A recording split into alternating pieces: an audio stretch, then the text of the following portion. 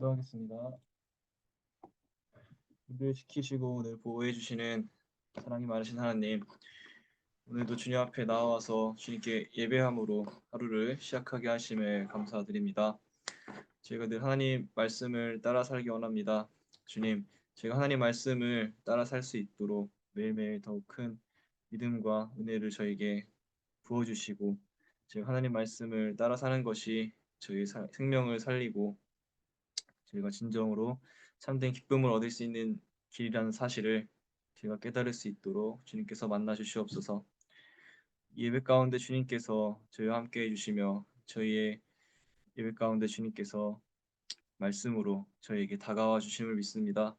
그 주님 말씀에 저희가 귀를 기울이기 원합니다. 주님, 하나님 말씀을 저희가 들을 때에 그 말씀을 하나님께서 주시는 말씀으로 받아들이고 그 말씀에 온전히 순종하고 따를 수 있는 믿음과 용기를 저에게 허락해 주시옵소서. 그래서 세상이 안 된다고 해도 세상에서는 불가능하다고 얘기해도 주님께서는 가능하시다는 사실을 믿고 의지하면서 하나님 말씀 온전히 순종하며 따라갈 수 있도록 저희와 함께하여 주시옵소서.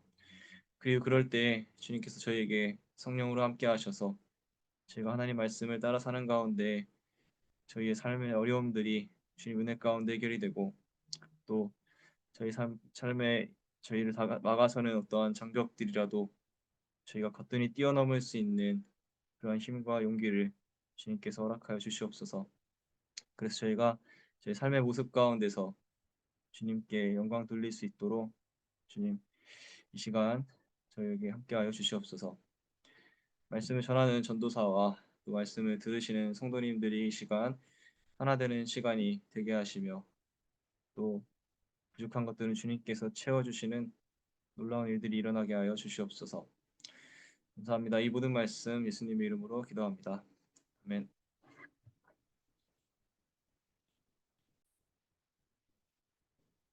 오늘 말씀은 잠언 31장 1절부터 10절까지 말씀입니다. 제가 읽을 때 여러분들도 마음속으로 함께 읽어주시면 감사하겠습니다. 르무엘 왕의 잠언 곧 그의 어머니가 그에게 교훈한 말씀이다. 내 아들아, 내가 무엇을 말할까? 내 태에서 나온 아들아, 내가 무엇을 말할까? 서원을 하고 얻은 아들아, 내가 무엇을 말할까? 여자에게 너의 힘을 쓰지 말아라. 여자는 임금도 망하게 할 수 있으니 여자에게 너의 길을 맡기지 말아라. 르무엘아, 임금에게 적합하지 않은 일이 있다. 포도주를 마시는 것은 임금에게 적합한 일이 아니다. 독주를 좋아하는 것은 통치자들에게 적합한 일이 아니다. 술을 마시면 법을 잊어버리고 억눌린 사람들에게 판결을 불리하게 내릴까 두렵다. 독한 술은 죽을 사람에게 주고 포도주는 마음이 아픈 사람에게 주어라. 그가 그것을 마시고 자기의 가난을 잊을 것이고 자기의 고통을 더 이상 기억하지 않을 것이다. 너는 벙어리처럼 할 말을 못하는 사람과 더불어 고통 속에 있는 사람들의 송사를 변호하여 입을 열어라. 너는 공의로운 재판을 하고 입을 열어 억눌린 사람과 궁핍한 사람들의 판결을 바로하여라. 누가 유능한 아내를 맡겠느냐? 그 값은 진주보다 더 뛰어나다. 남편은 예, 그냥 알겠습니다. 아멘.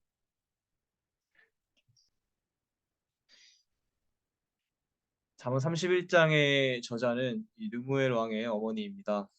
잠언 31장 1절을 보시면 이 르무엘 왕이 말씀한 바 곧 그의 어머니가 그를 훈계한 잠언이라고 소개하고 있습니다. 여기서 이 르무엘 왕의 어머니는 현숙한 여인의 모델을 아들인 르무엘에게 가르쳐 줍니다. 그래서 크리스천 형제들 중에서 어떤 이들은 이 짝을 찾을 때 이 현숙한 여인의 모델을 참고하기도 합니다. 그렇다면 이 르무엘 왕은 과연 누구일까요? 안타깝게도 성경의 다른 책이나 이스라엘 역사에 르무엘이라는 왕이 등장하진 않는다고 합니다. 하지만 학자들은 잠언이 주로 솔로몬의 잠언을 다루고 있다는 것으로 미루어 보아 르무엘은 솔로몬을 부르던 다른 이름이었을 것이라고 추측합니다. 그렇다면 잠언 31장의 저자는 그의 어머니인 밧세바가 됩니다. 잠언의 마지막 장인 31장, 곧 잠언을 마무리하는 이 마지막 장을 당시 남성 중심의 시대에 이방인이자 또 여인이었던 바세바의 교훈으로 마무리하고 있는 것이 됩니다. 그것은 그만큼 이 잠언이 가치 있다는 것을 의미합니다. 그렇다면 어떠한 교훈이 그토록 가치 있는 것일까요? 르무엘 왕에게 전달된 지혜와 훈계의 내용은 여자와 술로 대표되는 세상의 향락에 빠져서는 안 된다는 것입니다. 르무엘이라는 이름의 뜻이 하나님을 위한 자 혹은 하나님께 바친 자라고 하는데요. 그 이름에 걸맞게 밧세바는 왕인 솔로몬이 하나님의 영광을 나타내는 왕이 되기를 바랐습니다. 솔로몬의 통치 가운데 하나님의 영광이 나타나기를 원했던 것입니다. 그래서 그녀는 솔로몬이 가난한 사람과 곤고한 사람을 향한 자비와 긍휼을 잊어버리지 않으며 또 재판정에서의 정의와 공평을 굳게 하지 않도록 하기 위한 지혜의 말들을 전하고 있습니다. 그렇게 이스라엘의 왕은 하나님께서 세우신 왕이기 때문에 가난한 이들을 돌보며 또 정의를 실현하는 등 왕의 임무를 통해 하나님의 통치가 드러나야 합니다. 그렇기 때문에 밧세바는 훌륭한 왕이 되기 위해서는 세상의 향락과 하나님의 정의 중 하나를 택해야 한다는 사실을 알고 있었을 것입니다. 사실 밧세바 본인은 다윗 왕과 부적절한 관계를 가진 인물입니다. 다윗은 목욕을 하고 있는 밧세바를 보고 그녀를 자신에게 불러들였습니다. 그리고 다윗은 간통죄를 짓고 맙니다. 결국 밧세바가 임신했다는 소식을 전하자 다윗은 자신의 죄를 덮기 위해 충신이었던 밧세바의 남편 우리아를 전쟁에 내몰아 죽게 만들었습니다. 다윗과 밧세바는 자신들이 저지른 잘못을 아마 알고 있었을 것입니다. 그들이 세상의 유혹과 향락에 빠졌을 때 그들은 우리아를 죽이는 죄를 범했습니다. 하나님의 정의를 실현시켜야 하는 이스라엘의 왕이 죄의 유혹에 빠져 하나님 앞에서 죄악을 저지르는 장면을 밧세바는 똑똑히 지켜보았을 것입니다. 그리고 그 결과는 참담했습니다. 다윗 왕과의 왕자와 공주가 성범죄를 일으키고 또한 압살롬의 배반과 같은 피바람이 불어닥치는 불의한 사건들과 사고가 연달아 일어나게 되었습니다. 이러한 일들을 지켜보며 다윗과 밧세바는 자신들이 세상의 유혹과 향락에 빠져 하나님 앞에서 죄를 지었던 것을 돌이켜보며 후회하고 회개했을 것입니다. 그래서 밧세바는 아들인 솔로몬에게 세상의 향락과 유혹을 멀리할 것을 충고하고 있습니다. 첫째는 이성에 관련한 권면입니다. 고대에는 많은 아내를 두는 것이 영웅의 어떤 조건이나 또는 자랑처럼 여겨지곤 했습니다. 하지만 밧세바는 그렇게 하는 것은 왕을 파멸시키는 치명적인 일임을 강조합니다. 그녀는 이렇게 충고합니다. 여자에게 너의 힘을 쓰지 말아라. 여자는 임금도 망하게 할 수 있으니 여자에게 너의 길을 맡기지 말아라. 마치 밧세바 본인의 경험을 이야기하는 것만 같습니다. 자신과 다윗 왕의 부적절한 관계가 다윗 왕궁의 나쁜 일들을 일으켰던 도화선이 된 것을 기억하는 밧세바는 훌륭한 임금은 자신을 절제할 줄 아는 사람이 되어야 한다는 사실을 알고 그의 아들에게 이렇게 충고했을 것입니다. 둘째는 술을 멀리할 것에 관한 권면입니다. 높은 자리에 있는 사람들은 어쩔 수 없이 많은 식사 자리에 초대가 됩니다. 정치인들이나 기업의 회장님들이 얼마나 많은 만찬에 초대되고 또 만찬을 여는지 아실 것입니다. 그렇게 힘과 권력이 있는 왕은 그 어떤 사람보다도 연회를 많이 열 수 있는 자리에 있는 사람입니다. 그래서 사실 이 왕과 포도주는 뗄래야 뗄 수 없는 관계일지도 모릅니다. 그럼에도 어머니인 바세바는 아들 솔로몬에게 단호하게 독주는 왕들에게 마땅하지 아니하다 하고 세 번이나 강조하여 말합니다. 그녀는 이렇게 말합니다. 의무해라. 임금에게 적합하지 않은 일이 있다. 포도주를 마시는 것은 임금에게 적합한 일이 아니다. 독주를 좋아하는 것은 통치자들에게 적합한 일이 아니다. 술을 마시면 법을 잊어버리고 억눌린 사람에게 판결을 불리하게 내릴까 두렵다. 왕의 자리는 그 어떤 자리보다도 바른 분별력이 요구됩니다. 특별히 왕은 하나님의 정의를 실현시켜야 하는 책임을 가진 사람입니다. 그런데 왕이 주색에 빠져 분별력과 판단력을 상실한다면 그 나라가 어떻게 될지는 불보듯 뻔할 것입니다. 그러므로 바세바는 세상의 유혹을 이기고 하나님의 정의를 실현하는 것이 옳은 길이라는 것을 충고하고 있습니다. 저 또한 부모님이 늘 술을 멀리하라고 말씀하십니다. 제가 술을 많이 마셔서 그런 이야기를 하시는 것이 아니라 혹시 주변의 친구들이나 사람들의 유혹을 이기지 못할까 걱정하셔서 그러한 이야기들을 하시는 것입니다.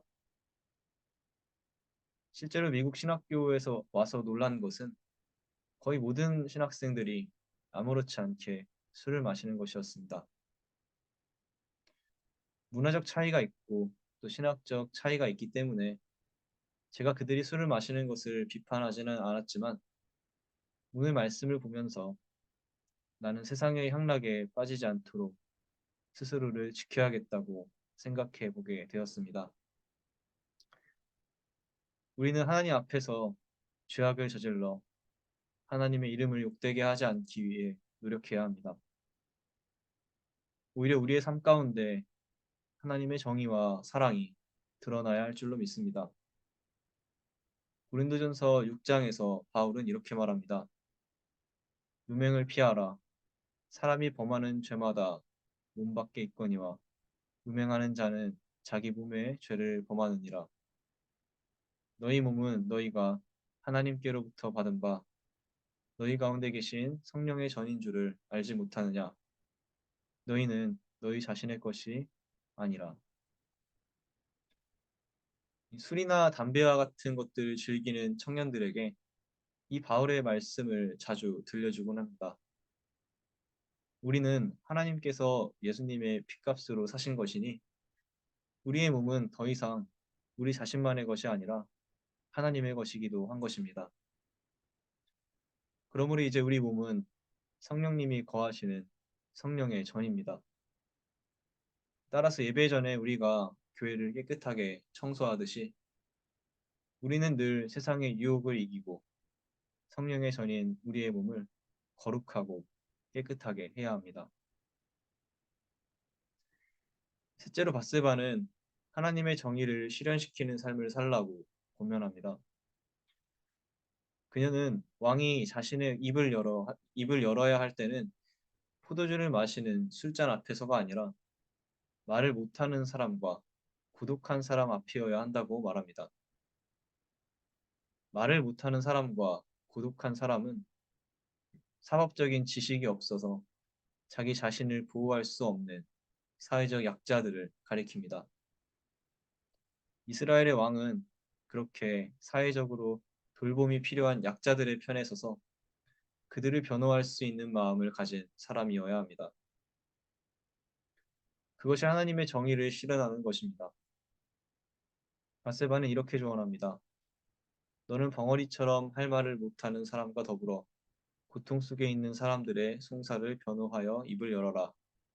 너는 공의로운 재판을 하고 입을 열어 억눌린 사람과 궁핍한 사람들의 판결을 바로하여라. 이러한 어머니의 조언 때문이었는지 솔로몬은 일천번제를 드린 후에 하나님께서 그에게 소원을 물으셨을 때 힘없고 약한 백성들의 억울한 일을 풀어줄 수 있는 판단력과 재판할 때의 지혜를 구했던 것일지도 모릅니다. 오늘 우리 또한 바세바의 교훈을 신앙의 지침으로 삼아야 합니다. 세상의 유혹과 향락을 따라 사는 삶을 선택할 것인가? 세상의 즐거움을 내가 조금이라도 포기하고 혹은 전적으로 포기하고 하나님의 정의를 내 삶에 드러내는 삶을 살아갈 것인가? 우리는 선택해야 하는 것입니다. 우리가 세상의 즐거움을 포기하는 한이 있더라도 주님을 쫓아가는 것은 주님을 그만큼 경외한다는 증거입니다. 술을 마시는 것이 너무나 즐겁고 그 분위기가 너무나 좋지만 내가 하나님 앞에서 범죄하지 않기 위해 하나님 앞에서 거룩해지기 위해 그것을 기꺼이 참는다면 그것이 하나님을 경외하는 한 가지 방법이 될 것입니다. 오늘 말씀 30절에서 바세바는 훌륭한 배우자의 조건을 이렇게 말합니다. 고운 것도 거짓되고 아름다운 것도 헛되지만 주님을 경외하는 여자는 칭찬을 받는다. 세상 사람들의 가치는 곱고 아름다운 것에 있지만 하나님께서 아름답게 여기시는 가치는 주님을 경외하는 마음에 있습니다. 사랑하는 성도 여러분, 우리는 세상의 향락이 아닌 하나님의 정의를 따라 사는 사람들이 되면 좋겠습니다. 세상적 가치와 또는 가치관에 타협하여 바알세불에 힘입어 살아가는 것이 아니라 나에게 세상이 줄 수 없는 평안과 기쁨을 주시는 하나님을 사랑하며 살아가는 저와 여러분이 되기를 소망합니다. 하나님께서 그러한 우리를 통해 영광을 받으시고 우리의 삶 가운데 하나님의 사랑과 정의가 드러나게 하시는 그러한 축복과 은혜를 우리에게 선물하실 줄로 믿습니다. 기도하겠습니다.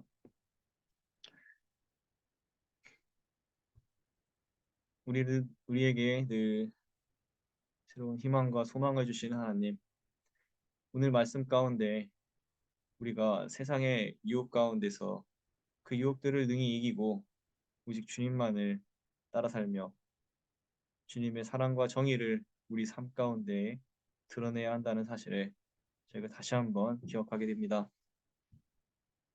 오늘 잠언의 말씀 가운데 우리가 세상의 유혹을 이기고 또 그것을 자랑으로 여기지 아니하고 하나님을 따라 사는 것이 우리 삶의 진정한 기쁨이요 자랑이 되어야 한다는 사실을 들을 때에 저희 마음 가운데 주님께서 함께 하셔서 저희가 내가 진정으로 가치 있게 여기는 것이 무엇인지 다시 한번 돌아보게 하시고 또 이제는 나의 삶에 가장 가치 있는 것을 주님으로 여길 수 있도록 저희 마음 가운데 임재하여 주시옵소서. 이제는 세상의 즐거움과 또 세상이 주는 기쁨에 저희가 마음을 쏟았다면 이제부터는 저희가 그런 기쁨을 조금 내려놓고 저희 그 마음 가운데 주님을 좀 더 채워 넣을 수 있는 저희 삶의 모습이 되게 하여 주시옵소서. 그래서 저희가 세상 가운데서 얻을 수 없는 평안과 기쁨을 주님께서 저에게 허락하셔서 저희가 더욱더 주님만 의지하며 바라보며 살아갈 수 있도록 주님께서 저희와 함께 하시고 축복하여 주시옵소서. 세상은 우리에게 실망을 주고 또 저희에게 고통을 줄 때도 있고 또 저희를 배신할 때도 있지만 하나님께서는 저희를 배신하지 않으시고 늘 저희 편에 계시고 저희와 함께 하시는 줄로 믿습니다. 그 영원하신 하나님의 사랑만을 저희가 쫓아 살아가며 그 주님의 사랑을 저희 삶에서 저희 입술에서 드러내며 살아가는 저희 모습이 되게 하여 주시옵소서.